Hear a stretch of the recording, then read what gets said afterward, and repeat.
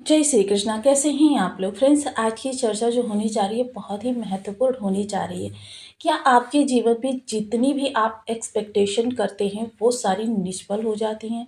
जिन भी कार्यों के लिए आप प्रयास करते हैं वो कार्य पूर्ण नहीं होते, या आपको उतना प्रतिफल नहीं प्राप्त होता जितनी आपने मेहनत की हुई होती है, या फिर आपके जीवन में संघर्ष कभी भी खत्म नहीं होते, या आप इतनी सारी चिंताएँ आपको घेरे हुए रहते हैं कि जिस समय पर आप बिस्तर पर जाते हैं, आपकी रातों की नींद गायब होती है। आपके अंदर चिंताओं का इतना ज़्यादा मकड़जाल होता है कि आप चाह कर भी उन चिंताओं से निकल नहीं पाते और रात भर बस इसी उधेड़-बुन में लगे रहते, किस तरीके से इन चिंताओं से निवारण पाया जा सकता है? कैसे अपने भविष्य को सुनिश्चित किया जा सकता है? जीवन में परंपरा का एक नया सोर्स कायम किया जा सकता है।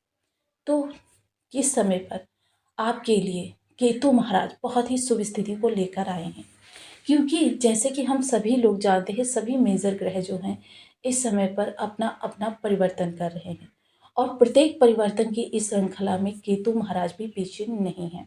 और इनका जो परिवर्तन होगा, इनका जो दृष्टि संबंध होगा ग्रहों के साथ में, वो आपके लिए किस तरीके से प्रभावी होने जा रहा है।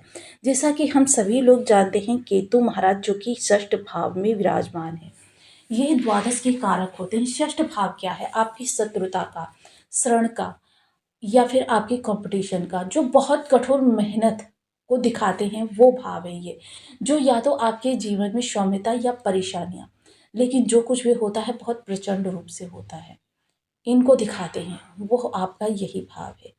अब इस भाव को लेकर देखिए, केतु महाराज एक सौम्य प्लेनेट है, और सौम्यता की पराकाष्ठा इनके अंदर इतनी ज़्यादा है कि अगर देखा जाए तो ये ज़्यादातर समय अपने प्रभाव को अपने अंदर ही रखते हैं, क्योंकि केतु महाराज जो हैं एक संत कहे जाते हैं, सन्यासी कहे जाते हैं। और सन्यासी जो होता है, जैसे कि देखिए कि वो अपनी श्रुति को एक स्थान पर केंद्रित करके रखता है। आप जो संसार में रहते हैं वो देखिए, बच्चों में, परिवार में, पत्नी में, समाज में जितनी भी ये जिम्मेदारियां होती हैं उनको निभाते निभाते उनका ध्यान सब जगह पर बटा हुआ होता है। कभी कहीं पर पल रहा भारी, कभी कहीं पर पल रहा भारी, किंतु सन्यासी जो होता है उसके लिए कहीं पर कोई बंटवारा नहीं होता, एक स्थान पर केंद्रित होता है। ऐसी स्थिति में देखिए, ये षष्ठ भाव जो केतु के लिए अनुकूल तो नहीं है, किंतु केतु के ही सप्तमस्थ ग्रह का कारक स्थान है, इसलिए केतु यहाँ पर सूटेबल है। और सूटेबल होने के साथ साथ देखिए, शत्रु मर्दन करना, केतु किस तरीके से शत्रु मर्दन करेंगे, क्योंकि केतु के पास विलंबिता ना है, ना ही बहुत ही ज़्यादा उग्रवादी स्वभाव है, लेकिन केतु के पास जो स्वभाव है सौम्यता, इस सौम्यता के द्वारा केतु, क्योंकि केतु के पास जो दृष्टियां हैं वो क्रमशः इस तरीके से पंचम, सप्तम और नवम, जो कि आपके धन को भी प्रभावित करेगी। कैसे प्रभाव होगा ये? क्योंकि केतु जो होते हैं वो ध्वज कारक प्लैनेट कहे जाते हैं। अब इनकी महत्ता इसी से ही हम जान सकते हैं कि जिस भी व्यक्ति को गाड़ी, शासन या प्रशासन की तरफ से ध्वज लगी हुई प्राप्त होती है, ऐसे व्यक्ति का केतु बहुत ही मजबूत होता है। केतु शुभ स्थिति में आ जाए तो केतु आपके जीवन को बहुत ऊंचाई तक ले जाने का कार्य करते हैं। केतु का प्रभाव इतना बुलंद होता है कि केतु जिस भी फील्ड, जिस भी फर्म, जिस भी स्थान पर आप कार्यरत हैं, उस स्थान को 16 गुना, आप जितना कार्य करते हैं उससे 16 गुना आपको प्रतिफल प्रदान करवाते हैं, क्योंकि केतु के साथ 16 शब्द जुड़ा हुआ है। जिस भाव में बैठते हैं, जिस जगह स्थान पर अपनी दृष्टि डालते हैं, 16 गुना उस भाव के प्रभाव को बढ़ा देते हैं। इसलिए केतु की सहजता, क्योंकि केतु एक सहज ग्रह है। राहु की दृष्टिगत कभी कभी ये निगेटिव प्रभाव देने लगते हैं, लेकिन अगर निगेटिव प्रभाव भी दे रहे हैं तो ये मान लीजिए कि राहु से प्रभाव इनके ज़्यादा ही चोट वाले होंगे। यानी कि राहु का अगर 50% मान लें तो इनका 80% मान सकते हैं कि राहु से भी बड़े प्रभाव इनके पास होते हैं। चीज़ें जो होती हैं बड़े पैमाने पर होती हैं, लेकिन कहाँ से होती हैं, कैसे होती हैं, ये नहीं पता चलता, बस ये पता चलता है कि बस हो रहा है। तो आइए जान लेते हैं अब केतु के इन प्रभावों के बारे में। बनी रहिए हमारे साथ इस वीडियो में एंड तक, आपको बहुत कुछ जानने के लिए मिलेगा। वीडियो बहुत ज्ञानवर्धक होने वाला है। यदि आपके लग्न में 12 नंबर बना हुआ है तो ये राशिफल आपके लिए है। कुंडली में कहीं भी चंद्रमा के साथ 12 नंबर बना हुआ है तो ये राशिफल आपके लिए। कुंडली ना होने की स्थिति में आप इसे नाम राशि से भी देख सकते हैं। यदि अभी तक आपने अपने इस चैनल को सब्सक्राइब नहीं किया है तो प्लीज़ सब्सक्राइब कर लीजिए, वीडियो को लाइक कर दीजिए, चैनल को शेयर कर दीजिए। इससे होगा क्या कि हमारे आने वाले हर वीडियो की नोटिफिकेशन मिल सकेगी आपको सबसे पहले। एक प्यारा सा कमेंट करना बिल्कुल ना भूलें। कमेंट से हमें बहुत मोटिवेशन मिलता है, हौसला मिलता है और ये पता चलता है कि आप और क्या जानना चाहते हैं।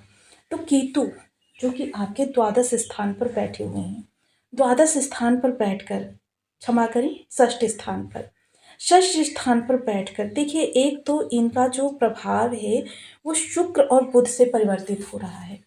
दूसरा क्या है, इनका नवमांश परिवर्तन भी हो रहा है। शुक्र और बुध की सप्तम दृष्टि, केतु की सप्तम दृष्टि। शुक्र क्या है, शुक्र जिस तरीके से राहु के गुरु हैं उसी तरीके से केतु के भी गुरु हैं। और केतु अपने गुरु की समस्त नियमों को आत्मसात करते हैं आध्यात्म में, क्योंकि शुक्र के अगर प्रभाव को देखा जाए, जितना ये ऐश्वर्य को बढ़ाते हैं उतना ही ये अध्यात्म को भी बढ़ाते हैं। अगर कहा जाए कि इनका एक हाथ अध्यात्म है, दूसरा हाथ जो है वो ऐश्वर्य है, तो गलत नहीं होगा। इस कारण से केतु के प्रभावों में बहुत ज़्यादा विशेषता आती हुई देखी जाएगी। इस समय पर जो ये केतु जागृत होंगे, क्योंकि गुरु के प्रभाव में केतु इस समय पर जागृत अवस्था में है, जागृत होंगे, उस समय आपकी शत्रुता या तो आपके ऐश्वर्य से या आपके तेज से, इन दोनों से या तो समाप्त हो जाएगी या फिर आपके शत्रु आपसे नतमस्तक हो जाएगी। श्रण, देखिए श्रण इस समय पर चुटकियों का काम होगा। कुछ ऐसी व्यवस्था बनेगी जिसकी वजह से श्रण जो होगा चुटकियों का काम होगा। कंपटीटर, देखिए जहाँ पर शुक्र और केतु मिलकर प्रभाव दे रहे हों, वहाँ से कोई भी कंपटीटर आपको परास्त करने की स्थिति में नहीं होता है। चीज़ें आपके लिए विस्तार और बड़े पैमाने पर विस्तार लेती हुई दिखाई देती हैं। पंचम दृष्टि जो सीधे आपके आजीविका के भाव को देखेगी, जिस कारण से क्या होगा कि आपकी आजीविका इस पैमाने पर जाएगी कि आपकी आजीविका, देखिए सबसे पहले तो आपको धर्म के विरुद्ध कार्य तो बिल्कुल भी नहीं करने हैं। अगर आप धर्म के विरुद्ध कार्य करते हैं तो यही केतु निगेटिव प्रभाव देना चालू कर देते हैं, क्योंकि केतु पूर्ण सात्विक है, पूर्ण धर्मान धुरंधर है। ऐसे में जो व्यक्ति धर्म के निरपेक्ष होता है, ऐसे व्यक्ति के साथ केतु बहुत अच्छे रहते हैं, पोलाइट रहते हैं। और जो धर्म के विरुद्ध होता है, ऐसे व्यक्ति को केतु सिर्फ छीनने का कार्य करते हैं, उसके कार्य को बिगाड़ने का कार्य करते हैं, उसकी चक्रव्यूह में घेरने का कार्य करते हैं। केतु के दोनों ही रूप हैं। और देखिए जिस तरीके से मैंने बताया ना कि सन्यासी के प्रभाव जो होते हैं बहुत ज़्यादा थे, क्योंकि उनकी दृष्टि एक स्थान पर केंद्रित होती है। राहु हैं, राहु देखिए आपकी पारिवारिक जिम्मेदारियों को भी बढ़ाते हैं, आपकी हर चीज़ को बढ़ाते हैं जितनी भी आपकी, क्योंकि चारों तरफ राहु का ध्यान बटा होता है, लेकिन केतु का ध्यान सिर्फ एक स्थान पर होता है कि आपकी जिस भी चीज़ को बढ़ाना चाहते हैं उसको बहुत ऊंचाई तक बढ़ा देते हैं, 16 गुना प्रभावों को बढ़ा देते हैं। वहीं देखिए धर्म विरुद्ध कोई भी कार्य ना कीजिए। मान लीजिए किसी की चुगली करना, किसी के हक का हनन करना, या किसी के कार्य का क्रेडिट स्वयं ले लेना, या किसी और को योग्य है और उस योग्यता के स्थान पर अपने कुछ सोर्स लगाकर आप स्वयं को बैठा दें, तो ये गलत होगा। अपने से निम्नतर कर्मचारियों का या किसी का भी अपमान करना केतु को बिल्कुल भी बर्दाश्त नहीं है। सदैव सौम्य रहते हैं और सौम्यता से ही अपने लिए मार्ग बनाते हैं। सप्तम दृष्टि जो होगी वो सीधे आपके द्वादश भाव पर जाएगी। तो द्वादश भाव किस चीज़ का है, विदेश निवेश और आपके हॉस्पिटैलिटी और आपके शत्रुता का, कोर्ट कचहरी वाली शत्रुता जो बहुत ही प्रचंड होती है। देखिए परोपकारिता इस समय आपके अंदर बढ़ेगी। हॉस्पिटैलिटी में यानी कि आप, आपका कोई अपना है पराया है, इस चीज़ का भेद नहीं करेंगे, बल्कि आप इस समय पर हॉस्पिटैलिटी से जुड़े हुए लोगों के लिए बढ़िया, यानी कि उनके लिए खान पान मुहैया करा सकते हैं। उनको आप सेवा कर सकते हैं। ये सारी चीज़ें आपके कार्य को भी बहुत ज़्यादा बढ़ाएँगी, क्योंकि इससे आपका केतु हो अच्छा होगा। नवम दृष्टि धन स्थान पर जाएगी, तो देखिए इसका तात्पर्य ये निकलता है, आपको अपनी वाणी को विराम देना है।